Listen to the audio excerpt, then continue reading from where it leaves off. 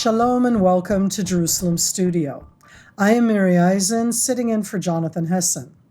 After 5 days of exchanging blows, Israel and the minor but well-equipped Gaza-based organization, Palestinian Islamic Jihad, stopped this particular round, another in a seemingly endless series.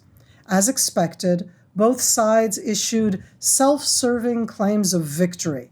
Obviously, propaganda and politics aside, they each have different standards by which to measure their respective balances, as does the major force in Gaza, Hamas. But what are the more objective lessons learned from this confrontation in both the military and diplomatic realms? Here to help us dive a bit deeper into these, from Central Israel is Brigadier General in Reserves Doron Gavish, former Israel Air Force Defense Chief. Shalom, Doron. Shalom, shalom. And from Israel, and actually near the Gaza Strip, Colonel in Reserves Dr. Anan Wahabi, a senior fellow at ICT Reichman University and a lecturer at Haifa University. Shalom, Anan. Shalom. Lovely to have you here. And we're going to start this off with Amir. Amir, where do we want to start off with after this, yet again, another round? So let's chart the various domains in which we will try to analyze the lessons of the conflict. First off, the professional military intelligence performance of both sides. Obviously, sitting here in Israel, we have access to both data and the lessons learned according to the Israeli military. And as you said, propaganda and politics aside, there is, of course, the political echelon, which tries to get credit for it, which goes to show you that it was a success. Had the military failed, the politicians wouldn't have gotten near this operation. Then you have the way Palestinian Islamic Jihad sees it or portrays it. Doesn't have to be exactly the same lesson. And how Hamas and Hezbollah and others see it. But also, can we extrapolate from whatever we decide is the approximate result of this operation to what may happen next in a larger confrontation, let's say with Iran or even with Hezbollah, both regarding the offensive capability of the Israeli Defense Force and the resilience of the Israeli population as they come under attack. But Doron Gavish's Iron Dome, Doron and his colleagues, protects them to a 95% rate of success. So, Amir, you've started us off with such a variety of subjects. I'm going to take the first one to you, Doron, because at the end of the day, I think that all of us felt that in these 5 days, it was both the Iron Dome and in its, world premiere, David Sling, that it was also announced that it participated in defending Israel. And I'm looking right now on that military front. We look at the lessons learned, and I'm always wary of us being a little too happy. So when you look at it as the former air defense chief and you go, this is what we did well, this is what we need to do better. Can you take us through that a bit as you look at these last 5 days?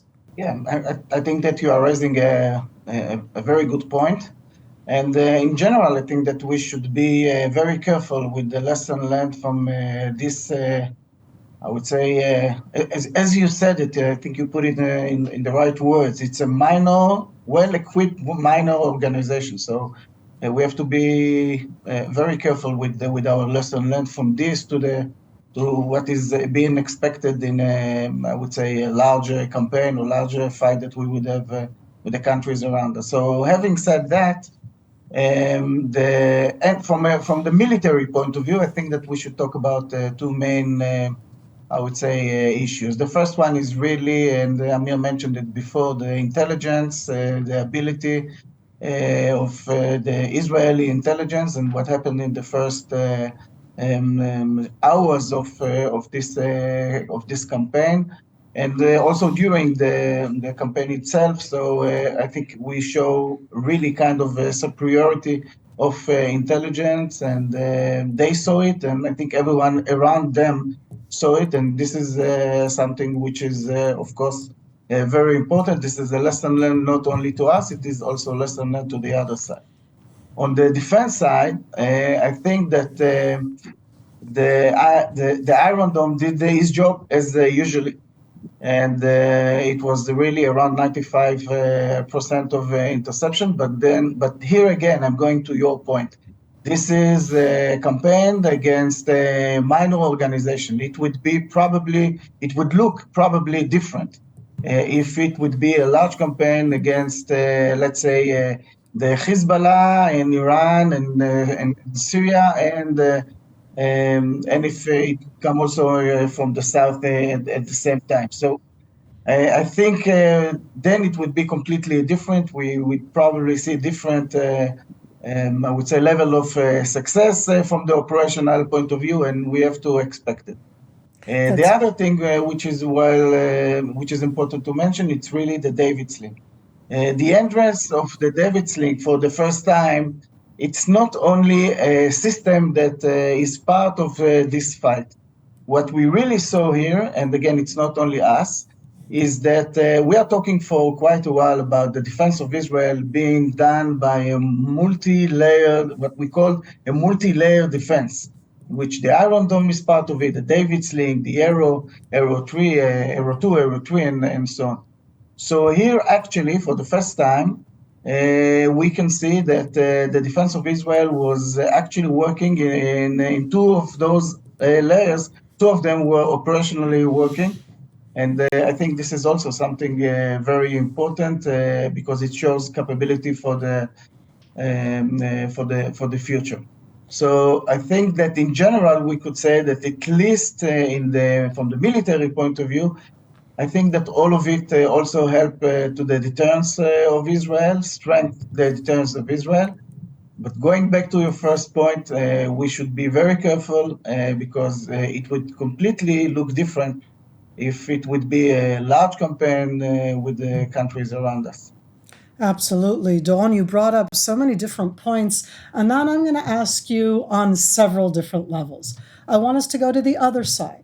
And in this place, I want to go first to the Palestinian Islamic Jihad, but it's Palestinian Islamic Jihad in the Gaza Strip. And when we say the Gaza Strip, most people are thinking of Hamas, not Palestinian Islamic Jihad. So as Amir also said before, this aspect of propaganda and words, I've been fascinated by the statements that have put out in the fact of their victory. What does it look from the other side? Do they realize in that sense of success that Israel feels in this specific round? Do they feel beaten the way that we feel that we beat them and it's all rhetoric? Or do they feel that they stood strong and they did resistance and everything's okay? And as I said, in that sense, it's both how they perceive us and how they actually are talking to themselves in Arabic to their base. Yeah, it's a very good question, really, and thank you for that, because in my imagination, we should, after the understanding of the operational level and our superiority in the field, as well as our intelligence that can monitor their movements and their leaders, etc. I think that those lessons will be taken as well by Hezbollah and everybody that is watching what have just happened in Gaza and taking the lessons. But really, the spirit of those organizations, of the leadership, and whether if they still have a stomach for war and fighting against Israel or not, this is much more important. What we could see that, first of all, the jihad, the Islamic Jihad, is related to Iran. Ziad Nakhale is part of the Iranian movements that are directed by Iran, financed by them, trained by them, and they are pushing arms to a lot of terrains, including Gaza, as part of their military strategy in the Middle East. Gaza, in general, I would say that the silent majority of the people that feel that they are in a siege under the occupation of Hamas, they want to get rid of that, really. They want to be, again, part of normal life, including working in Israel. You could see that in Gaza and the behavior of the citizens in Gaza lately in the last round. And what's important also to focus on is the behavior of Hamas movement. Also, Hamas movement, although they have been declaring that if the fight will continue one further day, we should join the fight in order to stop this aggression against Gaza Strip, etc. It's part of the narrative of the Muqawama. It's part of the declared narrative always. But really, if you could see behind those words that Hamas wanted also to get rid of the jihad and the jihadi activities and declaration, because Hamas consider themselves as rulers. They are the governors of this strip right now. They will be in the front to give solutions for the civilians all over. One further day of fight could stop the electricity, for example, in Gaza Strip. And there are a lot of dimensions in the civilian life that Hamas is responsible for that. And they couldn't stand anymore that the jihad is directed directly by Iran and not taking into consideration the Hamasi leadership in Gaza. That's why Hamas did not join the fight. All those lessons will be very important for us in order to draw the near future with Gaza, because Hamas is pragmatic. Hamas is a bottom-up movement coming from the population. They are part of the Islamic Brotherhood. They have their ideology, their way of activity in the inside the community. But the jihad is a little organization, a military one, is considered an Iranian one, apart from the daily life of the community, and they are top-down, much more than bottom-up movement.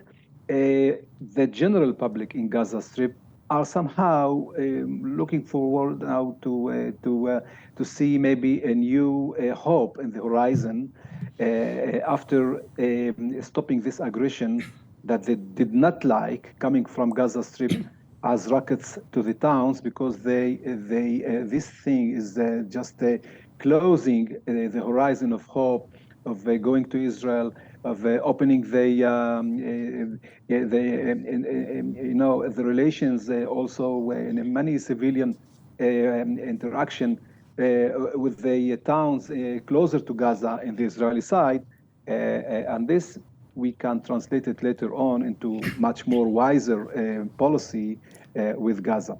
So Zanan brought up now, he just said a few things that perhaps to some of our viewers are kind of shocking. He said the words together, Hamas is more pragmatic. So let's talk for a moment in that sense, both about the Israeli policy and the lessons learned as we look forward. There's no question whatsoever that in this second time round, it's been the Palestinian Islamic Jihad separate from Hamas and the Gaza Strip against Israel, and Israel being very focused on Palestinian Islamic Jihad with this spot-on intel, spot-on attacks, really trying to focus it, not spread it, not to Hamas and not to the civilians within the Gaza Strip as it is. So what does that mean? Are we changing our policy here in Israel when it comes to the Gaza Strip? Are we trying to really separate, make Hamas the more responsible authority that we actually work with? Because this has a lot of implications in and around our area. Well, sadly, we are not changing, or the leadership here is not changing policy vis-a-vis Gaza as it was supposed to do 11 years ago.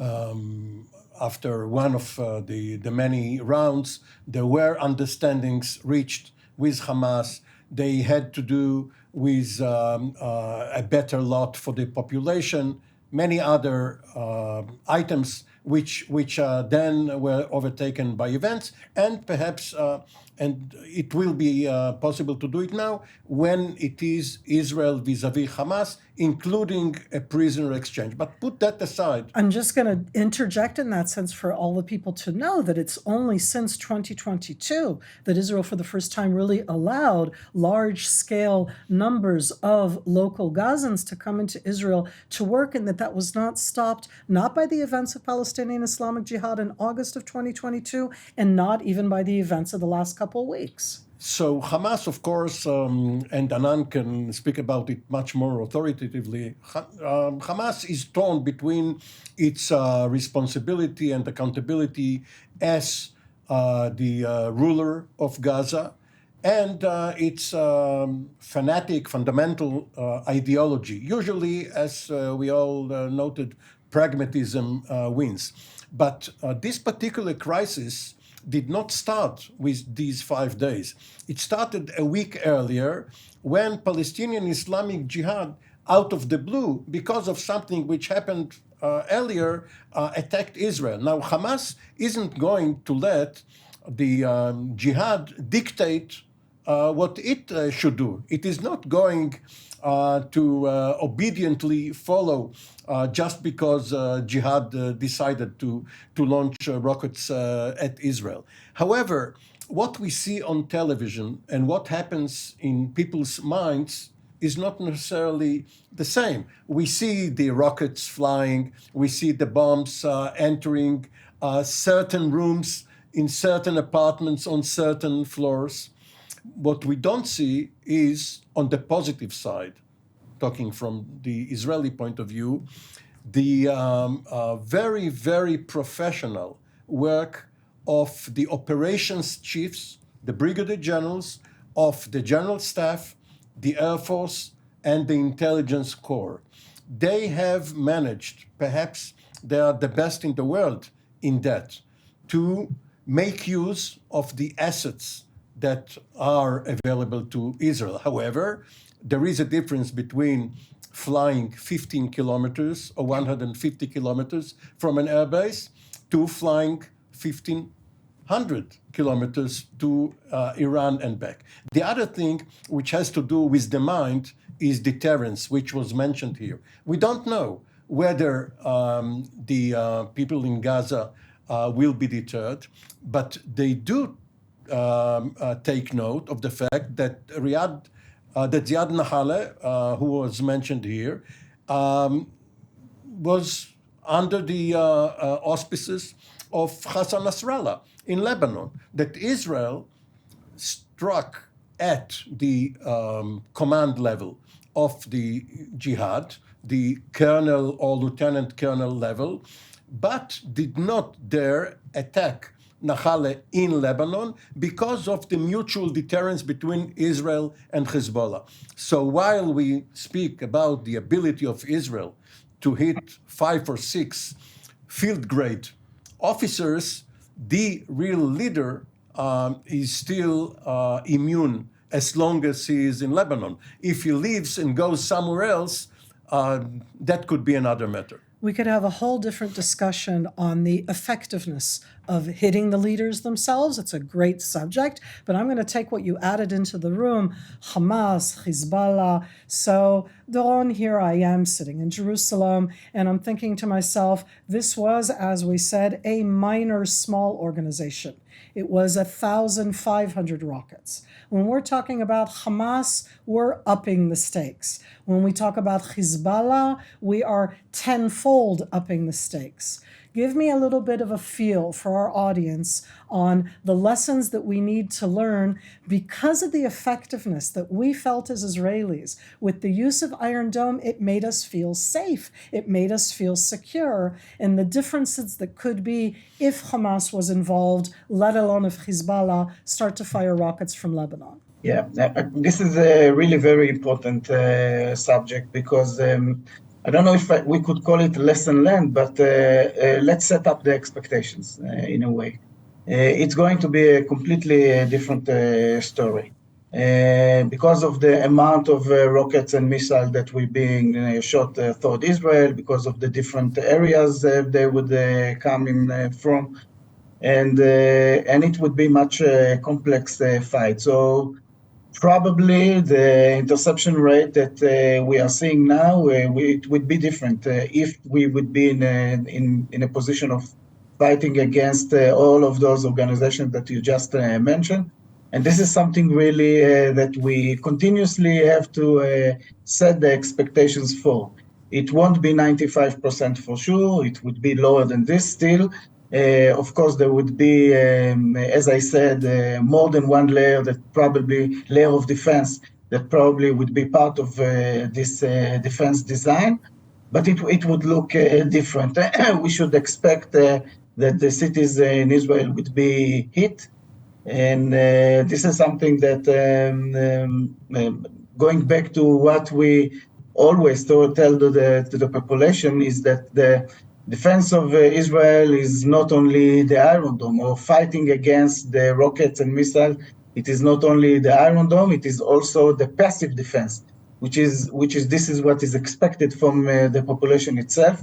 We saw it in some extent happening here, but in the future, this is something that which should be the citizens in Israel would have to do it very, I would say, officially. They would have to go to the shelters. They would have to listen to the home front command, because it's going to look different. So the defense of Israel is a combination between the active defense and the passive defense and what is being said by the home front command. So if we are setting the expectation, it would look different. We would probably see more missiles falling into the cities of Israel, and we still have this multi-layer defense. The other thing which I think it's important to mention is that we saw in this last escalation, we saw the military strategy, and rightly so, Amir was talking about the experience of the Israeli military. Again, we have to be humble, but I think it's also important to explain what is the full strategy. The full strategy have a few pillars. One of them is the attack pillar, one of them is the alert and intelligence pillar, and then the defense. The offensive, the active defense, and the passive defense. And what we saw here as a lesson learned, this is probably what we would see also in a larger campaign. Those components would be working. The attack would do its job, the alert to the population, which is also something very significant, and the intelligence, and then passive defense and active defense. We would see the same components also in a larger campaign. That's so important, Doron, and Anan, I'm going to take that directly to you. Expand a bit, but briefly, about that intel component. Do you think that Israel in our next campaign is capable of doing what was quite amazing intel targeting against something like Hamas, against something like Hezbollah? Yeah, what we could see here that Israel, and we could also hear this discourse on the Palestinian side, that Israel is shifting and changing the rules of engagement in a way that Israel is putting again the targeted killing. Okay, this is a very bad name for this kind of action, but it's the name of leaders. Neutralizing. Neutralizing terror, neutralizing terror. Preventive anti-terror measures. Okay, so in a way, they could see that they can be a target, and Israel is avoiding a collective punishment of the civilians. The civilians in Gaza know, and knew this time also, that Israel consider very much highly their lives. That's why they've been the army, the IDF, use always to warn the civilians, is paying very much attention also in the operations for the collateral damage for the society.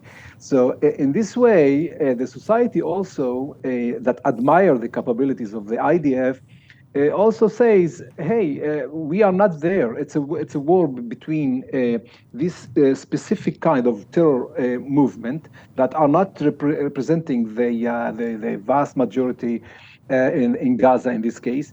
And I think this lesson is heard as well in Hezbollah, and they also could see this time how accurate Israel can be working and acting against those targets. Anyway, this kind of action will avoid, for example, boots on the ground that Israel, the Israeli society, think that in Gaza there is no need for that, and also the civilians in Gaza know that there's no need for that. Some have been, as part of the achievements of terror organizations, they always use the last target, the last rocket shot to Israel as an achievement. They are using also the civilians on the Israeli side and the resilience, the evacuation of the civil population around the Gaza Strip in Israel as part of their gains in this round. But everybody knows that between this and between reality, there is a big distance. So yes, Israel is putting right now again those accurate tools on the table again. And this will be much more part of the tools of the future crisis militarily, also in the north and in the south when needed. Absolutely. There is a medieval dimension to such a campaign because of the lack of boots on the ground on both sides, because of the Israeli obstacle which interferes with the tunnels. So it's like in medieval times when you hurled cannonballs, you had a moat around the fort. Here too, the artillery, both the aerial artillery and the missile artillery, won the day. There's no question whatsoever that we can look forward to the next one. Sadly, this is all of the time that we have. I want to thank Doron, Gavish, Anan Wahabi, our own Amir, Oren. Please join us again next time in Jerusalem studio.